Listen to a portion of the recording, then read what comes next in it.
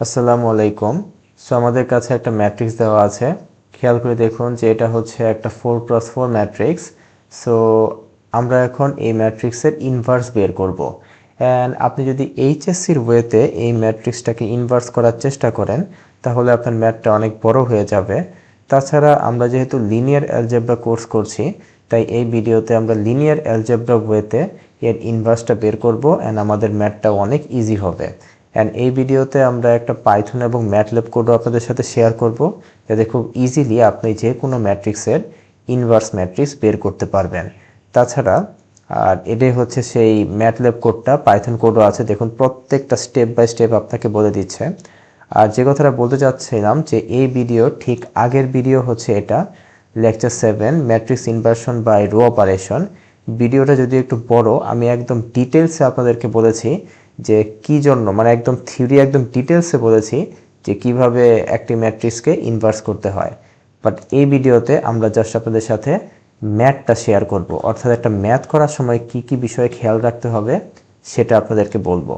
So আমি বলবো যে এই ভিডিওটা দেখার পর আপনি অবশ্যই এই থিওরিটিক্যাল ভিডিওটাও দেখে নেবেন। যাই হোক, চলো ম্যাথ কিভাবে করতে হয় সেটা একটু বোঝার চেষ্টা করি। সো আমাদের কাছে এরকম একটা ম্যাট্রিক্স আছে।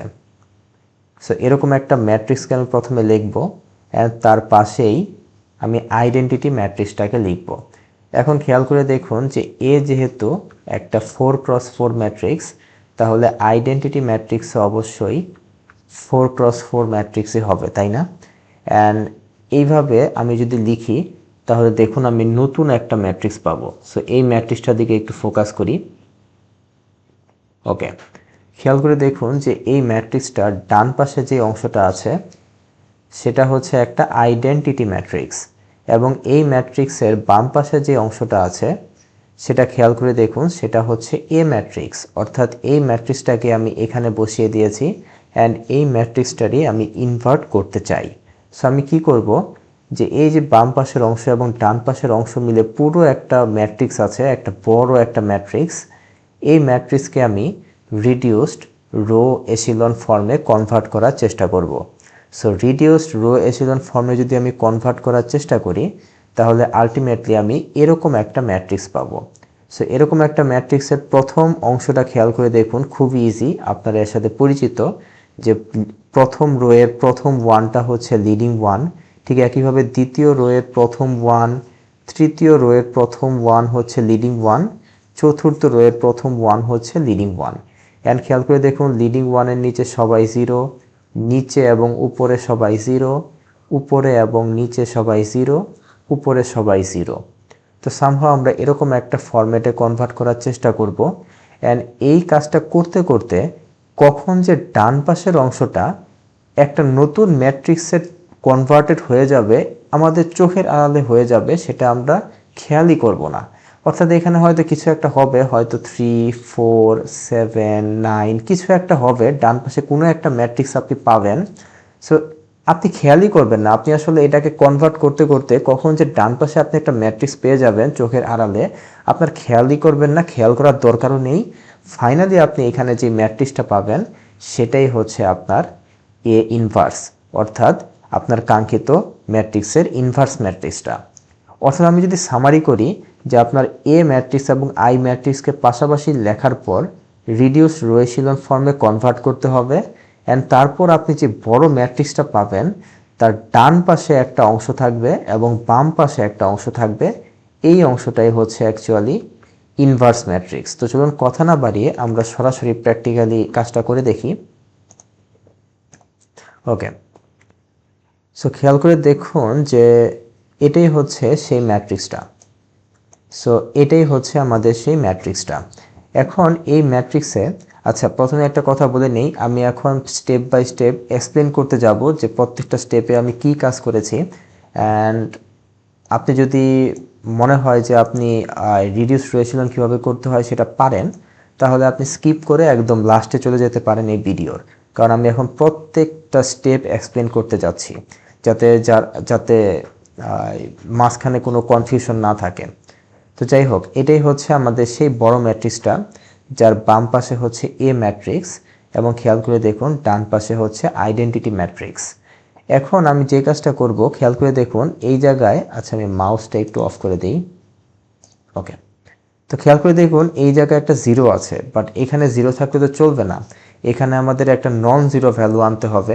তো আমি একটা কাজ করি, এই যে এখানে যেহেতু 3 আছে, সেই পুরো ম্যাট্রিক্সটাকে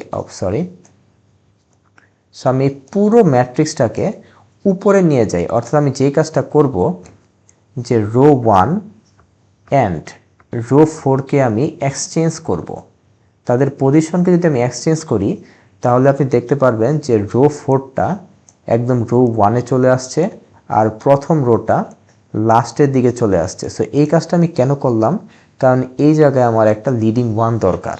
সো আমি এখন যে রো 1 আছে তাকে আমি ভাগ দিব 3 দ্বারা, অ্যান্ড যে রেজাল্ট সেটাকে আমি আবার রো 1-এই বসিয়ে দিব। তাহলে খেয়াল করে দেখুন যে এখানে আমি একটা 1 পেয়ে গেছি, অ্যান্ড এই লিডিং 1টাই আমাদের দরকার ছিল। অ্যান্ড অবশ্যই যে আমি রো 1-এর প্রত্যেকটা এলিমেন্টকে খেয়াল করে দেখুন 3 দ্বারা ভাগ দিয়েছি, প্রত্যেকটা এলিমেন্টকেই 3 দ্বারা ভাগ দিতে হবে। ওকে, এখন দেখুন এই 1-এর নিচে সবাইকে 0 বানাতে হবে। সো এইখানে অলরেডি একটা 0 আছে, এইখানে 0 বানাতে হলে আমি কি করব, রো 3 থেকে রো 1 বিয়োগ দিয়ে দিব, অ্যান্ড যে রেজাল্ট সেটাকে আবার আমি রো 1-এই রেখে দিব। সো এই কাজটা যদি আমি করি তাহলে দেখুন এখানে একটা 0 চলে আসছে। ওকে, সো আমার প্রথম লিডিং 1-এর নিচে সবাইকে 0 বানানো শেষ। এখন আমি দ্বিতীয় রো এর দিকে তাকাই, অ্যান্ড দ্বিতীয় রোতে এই জায়গায় একটা লিডিং 1 আছে। সো এর নিচে আমাকে 0 বানাতে হবে। সো আমি একটা কাজ করব, রো 3 থেকে রো 2 এর 2.33 গুণ দিব, অ্যান্ড যে রেজাল্ট সেটাকে আবার আমরা রো 3-তেই রেখে দিব। খেয়াল করে দেখুন আমরা কিন্তু লিডিং 1 যেই রোতে আছে, অর্থাৎ রো 2-তে যেহেতু লিডিং 1 আছে তাই রো 2 দ্বারাই কিন্তু আমরা অন্যান্য রোগুলোকে যোগ বা বিয়োগ করে আমরা সেখানে 0 বানানোর চেষ্টা করছি। সো খেয়াল করে দেখুন এখানে একটা 0 চলে আসবে, অ্যান্ড হ্যাঁ এখানে একটা 0 চলে আসলো। ঠিক একইভাবে এই লিডিং 1 দ্বারা আমার এখন এই জিনিসটাকে 0 বানাতে হবে। সো আমি রো 4 থেকে 2 ইন্টু রো 2 বিয়োগ দিব, অ্যান্ড যে রেজাল্ট সেটাকে আবার রো 4-এই রেখে দিব। তাহলে আমি দেখতে পাচ্ছি এখানে একটা 0 চলে আসলো। ওকে, তারপর আমি রো 3 এর দিকে তাকাই, অ্যান্ড রো 3-তে এইখানে একটা লিডিং 1 একটা নন জিরো ভ্যালু আছে। সো ওই 4-এর জায়গায় আমার লিডিং 1 আনতে হবে, তার জন্য রো 3-কে 4 দিয়ে ভাগ দিয়ে দেই, অ্যান্ড যে রেজাল্ট সেটাকে আবার রো 3-তেই বসিয়ে দিই।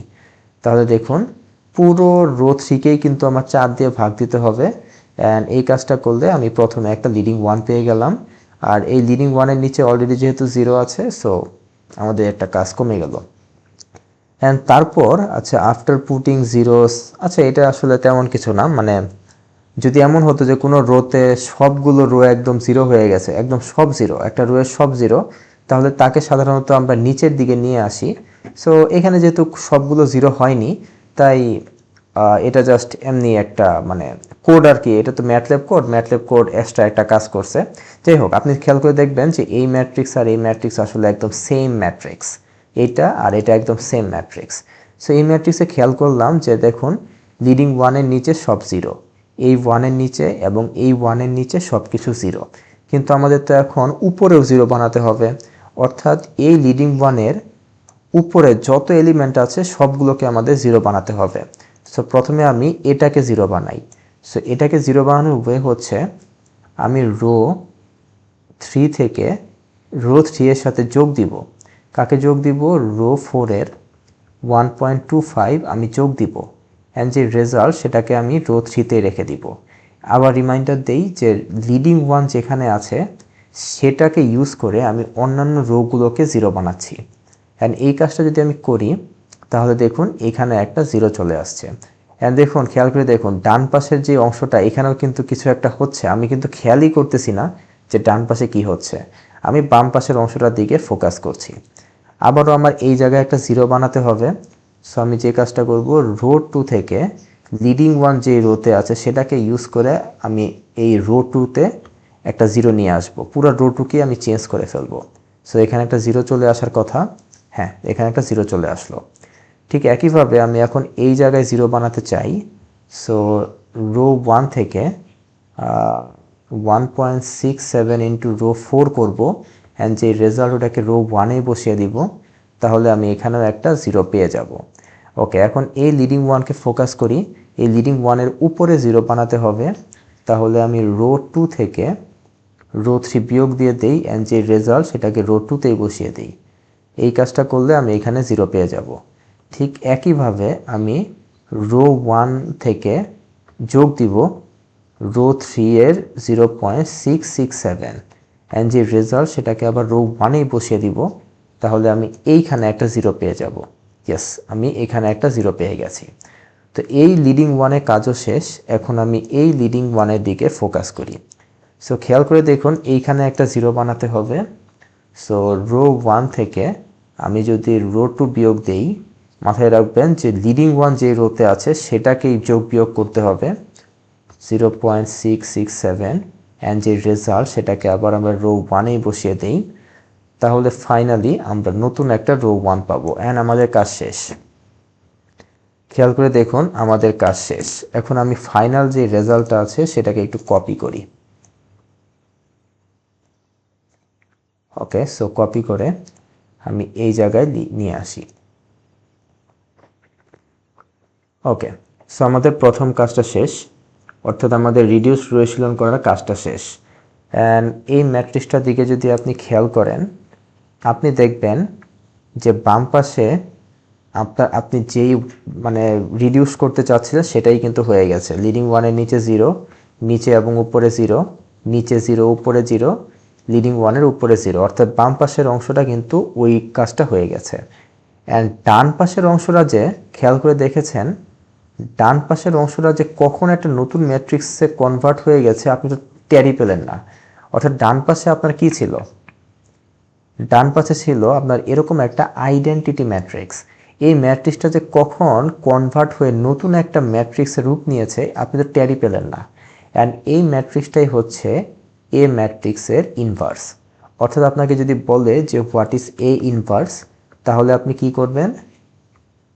এই ম্যাট্রিক্সটাকেই চোখ বন্ধ করে এখানে লিখবেন, অর্থাৎ -1, 1.33, 0, 0.33, তারপর 0.25, এভাবে এখানে যা আছে সবগুলোকে আপনি এখানে লিখবেন,